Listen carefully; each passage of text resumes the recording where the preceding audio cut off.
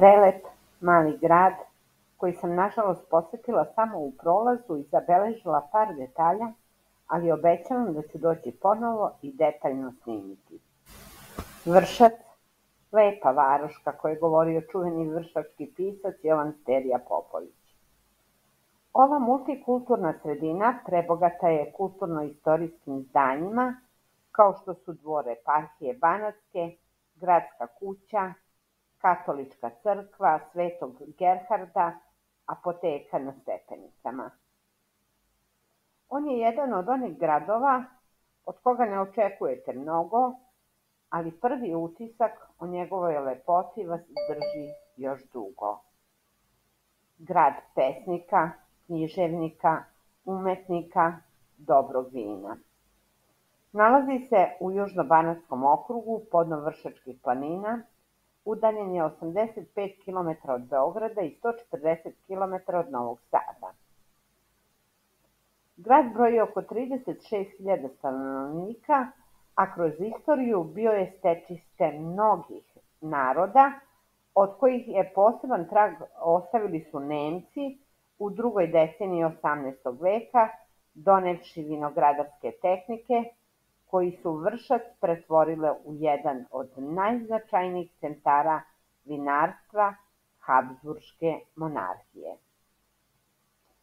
Crkva Svetog Gerharda ponela je oblik trobrodne bazilike, a njena dva neogotska tornja zaparala su nebo nad Vršcem. Crkva Svetog Gerharda je podignuta u 19. veku, često je nazivaju katedralom zbog njene veličine, iako ona to zapravo nikada nije ni bila. Po veličini je druga katolička crkva na prostoru bivše Jugoslavije, odmah posle Zagrebačke katedrale. Glavna ulica zvana Dvorska dobila je ime po dvoru eparhije Banatske, odnosno episkopskoj palati poznatijoj kao Vladičanski dvor. Rumunska pravoslavna crkva datira iz 1913. godine i predstavlja katedralni hram banatskih Rumuna, koji su najbrojnija nacionalna manjina u Banatu.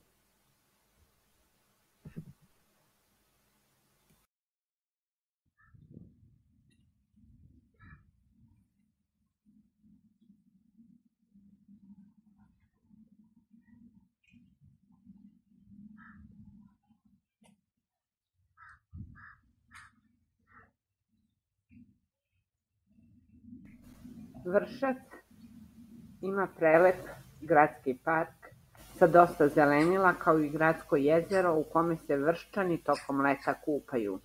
Na samom obodu grada nalazi se mala oaza, mesto okupljanja Vrščana, posebno u letnjim mesecima. Ovo je veštačko jezero, površine oko 32.000 metara kvadratnih, sa uređenim plažama kao i brojnim sportsko-rekreativnim sadržajima tokom leta. Jezero se snabdeva vodom iz dva izvora, od kojih je jedan mineralni, tako da je voda u njemu sa visokim sadržajem joda, sulfata, magnezijuma i kalcijuma. U sklopu ovog turističko-rekreativnog kompleksa nalazi se i novo izgrađeni bazen, teretana na otvorenom. Predivno vreme u oktobru, pa sam tu zatekla kupače, penzionere u hladu, igraju šah, vežbaju na spravama, voze bicikle, trče. Zaista predivno. Eto, to bi bilo sve od mene za danas.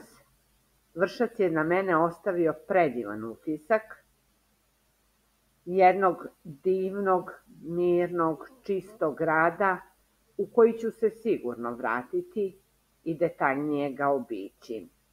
Jer zaista ima šta da se vidi, a danas nisam imala vremena, bila sam samo u prolazu. A vi, dragi moji, ne zaboravite da me zapratite. Ja vas sada pozdravljam sve. Do sledećeg viđenja videa. Doviđenja.